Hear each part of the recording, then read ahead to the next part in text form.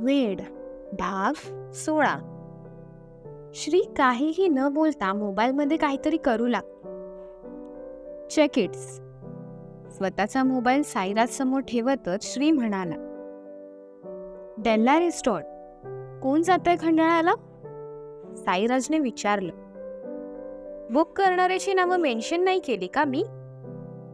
श्रीने गंभीरपणे विचारलं. जसं साईराज मोबाईलवर तर्जनी फिरवत स्क्रीन स्क्रोल करून बघू लागला. त्याच्या आणि श्रीच्या नावाने रिसॉर्ट बुकिंग झालं होतं. आपण दोघं जातोय? साईराजने चेहरा गंभीर करतच विचारले. माइंड फ्रेश करायला. श्री उत्तरला. माझं माइंड फ्रेश होईल असं मला नाही वाटत. साईराजने श्रीजवळ त्याच्या मोबाईल सोपवतच म्हटलं. तुला रिसॉर्टच्या पाण्यात चांगलं धुवून काढतो रे मी. हा वीकेंड फुल एन्जॉय करूयात आपण. थोडं माइंड फ्रेश होईल. श्री मनात काहीतरी ठरवतच साईराजला म्हणाला. साईराज तोंड पाडतच श्रीच्या केबिनमधून बाहेर पडला. अतिविचाराने त्याचं डोकं ठणकू लागलं होतं. कॉफीची तलप जिभेवर रेंगाळत होती. कॉफीसाठी तो कॉफी मशीन जवळ जाऊ लागला. कॉफी. निनादने कॉफीचा कप त्याच्यासमोर धरला. आज मला याची खरंच गरज होती. साईराजने त्याच्या हातातून कॉफीचा कप घेतला. काही झालंय का? मी खूप दिवसापासून तुझ्यासोबत बोलायला ट्राय करतोय, पण तू तुझ्या मित्राला सोडून आमच्यासोबत येतच नाहीस. आणि जेव्हा बाहेर येतोस तेव्हा मी कामात असतो. त्यात लग्नाची शॉपिंग वगैरे सुरू आहे, सो ऑफिस सुटल्यावर तुझ्यासाठी वेळ काढून थांबावं म्हटलं तर ते सुद्धा मला शक्य होत नाहीये. निनादच्या बोलण्यावर साईराजने काहीच प्रतिक्रिया दिली नाही. काय झालंय, बोलशील?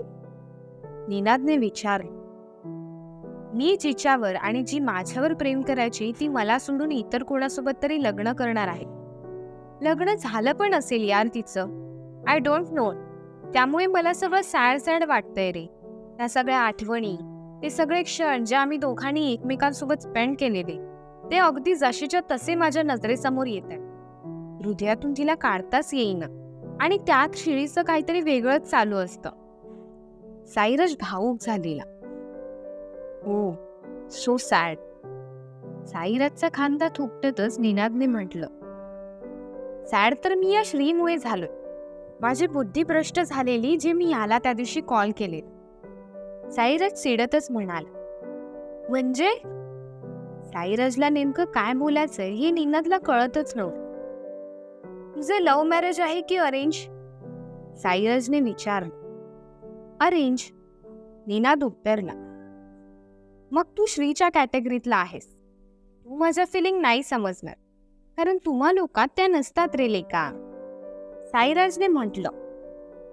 अरेंज मॅरेज करतोय बट फिलिंग समजतात यार मला. तू चल इथून. निनाद साईराजचा हात पकडत त्याला टेरेसच्या दिशेने घेऊन जात. कुठे नेतोयस? साईराजने विचारले. तू प्रश्न नको करूस, निनाद म्हणाला. श्रीचा भाऊ आहेस का, जे त्याच्यासारखे डायलॉग मारतोयस? निनाद सोबत जातच साईराजने त्याला प्रश्न केला. लकीली नाही, निनादने गमतीतच उत्तर दिलं.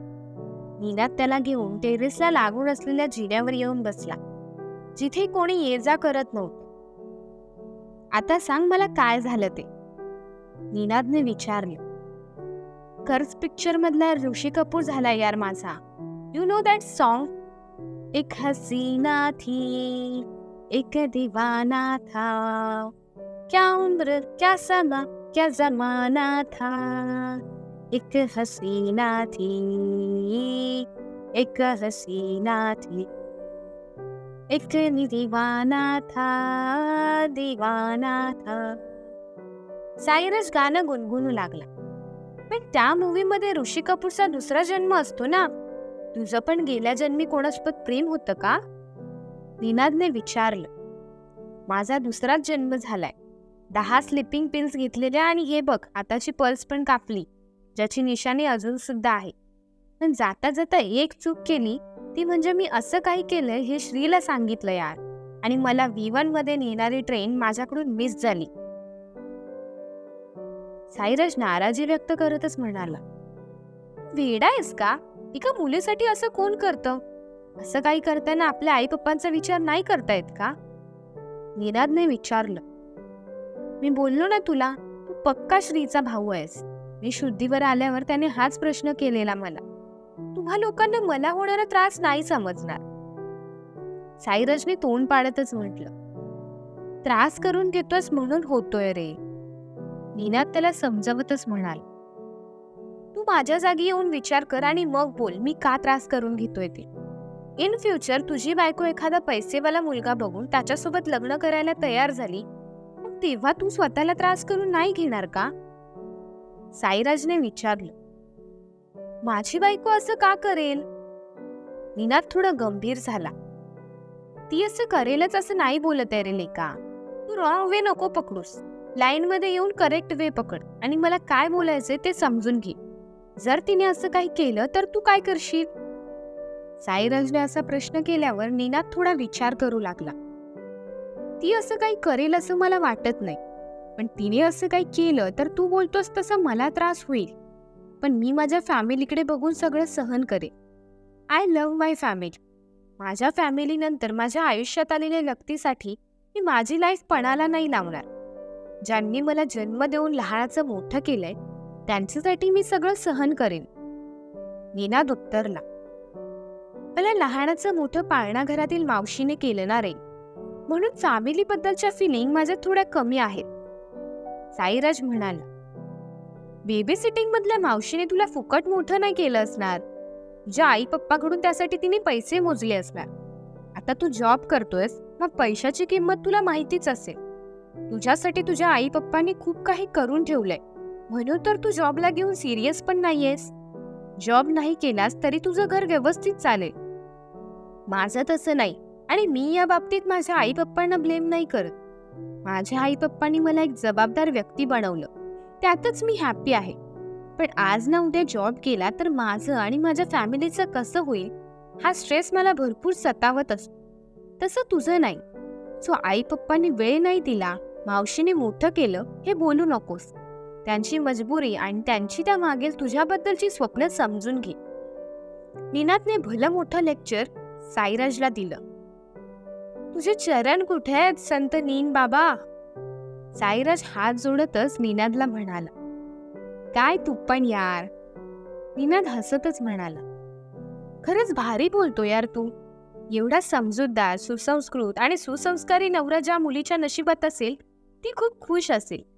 Happy married life in advance मेरे दोस्त. साईराज निनादला मिठी मारत त्याची पाठ थोपटतच म्हणाला. ते तू लग्नाला येऊन बोल आणि ती मुलगी पण तिथेच येऊन बघ जिच्या नशिबात मी आहे. निनाद म्हणाला. सॉरी यार, पण तुझा हिटलर बॉस आणि मी बाहेर जातोय त्या दिवशी. But I will try. राग नको करूस. त्या सायको पुढे माझं काही चालत नाही यार. सध्या माझं डोकं नीट काम नाही रे करत, म्हणून त्याच्या हिशोबाने चालतोय मी. साईराज म्हणाला. सर लग्नात येणार नाहीत हे माहिती होतं मला, पण तू सुद्धा. निनाद नाराज होतच म्हणाल. मी ट्राय करतो बोललो ना, तू प्लीज नाराज नको होस. साईराज म्हणाला. ते मी नाही होत रे. आय विश तू येशील माझ्या लग्नात. बाय द वे, तू मला तुझी पुढची लव्ह स्टोरी नीट सांगितलीच नाहीस. निनादने पुन्हा तोच मुद्दा उचलून धरला. काय सांगू, माझ्याच कॉलेजमध्ये होती. श्री मला सोडून बँगलोरला निघून गेला, मग मी एकटा पडलो. तसे संपूर्ण कॉलेजमध्ये माझे मित्रमैत्रिणी होते रे, पण श्रीसारखा कोणी नव्हता. माझी आणि तिची त्याच वर्षी ओळख झाली ज्या वर्षी श्री मला सोडून गेला. कॉलेजमधून इंटर ड्रामा कॉम्पिटिशन होती आणि तिने पण त्यात पार्टिसिपेट केलेलं आणि त्या ड्रामाची स्क्रिप्ट मी लिहिलेली. साईराज म्हणाला. तू स्क्रिप्ट पण लिहितोस? निनादने विचारलं. मला आवडतं यार ते. साईराज उत्तरला. मग तू इथे काय करतोयस? निनादने विचारलं. टाइमपास, अजून काय? साईराजने हसतच उत्तर दिलं. ते मला दिसतं रे, बट तू ह्या फील्डमध्ये काय करतोयस? निनादने पुन्हा प्रश्न केला. तुला माझी स्टोरी ऐकायची की माझी लव्ह स्टोरी? तुला दुःखभरी जीवनकथा ऐकायची असेल तर त्यासाठी तुला माझ्यासारखं बनावं लागेल, जे तुला बनणं शक्य नाहीये. साईराज म्हणाला. तुझ्यासारखं म्हणजे? कसं बनावं लागेल मला? निनाद गंभीर होतच विचारू लागला. रिकाम टेकडं रे. साईराज हसतच म्हणाला. तसं निनादलाही त्याच्या बोलण्यावर हसू आलं. आता 11 वाजले. मला आज सगळी कामं निपटायचे. सो आता तू मला तुझी लव्ह स्टोरीज सांग. लग्न झाल्यावर जेव्हा मी रिजॉईन करेल तेव्हा मला तुझी जीवनगाथा सांग. निनाद म्हणाला. सो मी कुठे होतो? साईराज डोक्यावर जोर देतच विचार करू लागला. चुकीचा नसेल तर कॉलेजमध्ये एंटर ड्रामा कॉम्पिटिशन मध्ये स्क्रिप्ट लिहत होतास. निनादने त्याला आठवण करून दिली. तेव्हा स्क्रिप्ट लिहून पूर्ण झालेली रे. साईराज म्हणाला. तू थोड्या फास्ट मोडवर येऊन स्टोरी सांग ना, मला खूप कामं पण आहेत रे. निनाद म्हणाला. फास्ट मोडवर सांगायचं झालं तर कॉम्पिटिशनने बनादी जोडी असं माझ्या लव्ह स्टोरीचं नाव आहे. कॉलेजमध्ये मी ऑलमोस्ट सगळ्यांसोबत फ्रेंडशिप केलेली, पण मला तिच्यासोबत फ्रेंडशिप करायला जमत नव्हतं. कॉम्पिटिशनमध्ये तिने देखील भाग घेतला, मग आमची ओळख झाली. एकदा दोनदा मी तिला पिक अँड ड्रॉप पण केलं. प्रॅक्टिस झाल्यावर आम्ही आमच्या ठरलेल्या कॅफेमध्ये जायचो. आमचं रिलेशन हळूहळू पुढे जात होतं. मी तिला प्रपोज केलं, ती हो बोलली. त्यानंतर तर आमचं रिलेशन जास्तच डीप होत गेलं. जे नॉर्मल कपल्समध्ये असतं तसंच. इव्हन तिने तिची वेगळी फ्रेंड सुद्धा निवडली. दूर होती पण तरीही माझ्या जवळ होती. पण नंतर तिला काय झालं काय माहिती, थोडी वेगळी वागायला लागली. कॅफेमध्ये सगळ्यांसमोर ओरडायची. तिला भांडायला छोटंसं कारण देखील पुरेसं होतं. बट मी तिला मनवायचो. ती तिच्या लाईफमध्ये भरपूर पुढे गेलीये रे. त्यात तिचा भाऊ, तो तर उठसूट मला धमकवायचा. त्यात मला जॉब नव्हता. मला सोडून जाण्यासाठी हे कारण तिला पुरेसं होतं. सोडून तर ती गेली, पण जाता जाता ती आणि तिचा भाऊ जे काही मला बोलले ना, ते माझ्या मनातून आणि डोक्यातून नाही गेलं. ती काहीच नाही बोलली, पण न बोलता सुद्धा खूप बोलून गेली, जे मला सहन नाही झालं. मी रागातच घरी गेलो. स्लिपिंग पिल्स घेतल्या, हाताची पल्स कापली आणि श्रीला गुड बाय करायला कॉल केला. पण सगळं उलटं झालं. ह्याने या जगात माझं परत वेलकम केलं यार. असा मित्र कोणाला मिळू नये यार. शेवटचं वाक्य बोलताना साईराजने कपाळ घडी घातली. असा मित्र सगळ्यांना मिळावा असं बोल, निनादने म्हटलं. अजिबात नाही. जिवंत राहून रोज तिच्या आठवणीत रडत राहण्यापेक्षा न राहिलेलंच बरं आहे ना. आणि मी एवढं त्रासात असताना याला एन्जॉय करायचे. जबरदस्ती खंडाळायला घेऊन जातोय. पर माझं कारण सांगतोय, तुझं माइंड फ्रेश होईल. पुण्याचा मुंबईत आलोय तरी माइंड फ्रेश नाही झालं. आता मुंबईचा खंडाळायला गेल्यावर थोडी माइंड फ्रेश होणार आहे. साईराजने विचारले. तुझी लव्ह स्टोरी खरंच खूप सॅड आहे. तुला मी गेल्या 2-3 आठवड्यापासून बघतोय तर तू मला तसा नाही दिसत आहेस, जसा तू ऑफिस जॉईन झाल्यावर दिसत होतास. तुझं माइंड फ्रेश व्हायची खरंच गरज आहे. सर करतायत ते अगदी बरोबर आहे असं मला वाटतं. कधीही श्रीची बाजू न घेणाऱ्या निनादने यावेळेस श्रीची बाजू घेतली. जिला मी पुण्यात शोधत होतो ती पण पुणे सोडून मुंबईतच आहे. हे कळल्यापासून माझं मन थोडं चलबिचल झालंय. तिला इतर कोणासोबत नाही बघू शकत यार. तिचं लग्न झालं तर माझं काय होईल? वीकेंडमध्ये तिला शोधायचं ठरले आणि हा खंडाळायला जायचा प्लॅन करतो. मग राग नाही येणार का मला? श्रीचं वागणं मला पटतच नाहीये यार. श्री भरपूर बदललाय. मी त्याच्यावर केलेले संस्कार हा मुलगा विसरलाय. साईराज असं बोलताच निनाद हसू लागला. तू पण या गरीबावर हस. भले पण का जमानाही नाही है. मी जातो यार इथून. साईराज नाराज होतच म्हणाला. अरे सॉरी यार, डायलॉगच असे मारतोयस मग मला हसू आलं. कसं बसं हसूवर नियंत्रण मिळवतच निनाद म्हणाला. असं बोलतोयस मग हस. साईराजने म्हटलं. तिचं नाव तर तू सांगितलंच नाहीस मला. निनादने विचारलं. आजपासून तिचं नाव घ्यायचं नाही. माझ्यासमोर तर नाहीच नाही, इतरांसमोर सुद्धा अजिबात नाही. तिला माझी शपथ आहे. बघू तिच्यावर जास्त प्रेम आहे की माझ्यावर. बस झाली तुझी आणि तुझ्या तिची नाटकं. डोकं उठत आलंय माझं. रोज तुझं नुसतं तेच तेच. दुसरी कामं आहेत की नाही? साईराज नजरेत राग आणतच निनादवर ओरडला. असं सर बोलले का? निनादने गंभीरपणे विचारले. अजून कोण बोलणार यार? आणि सर नाही हिटलर बोल. ते नाव परफेक्ट सूट होतंय त्याला. साईराज खूप चिडचिडा झालेला.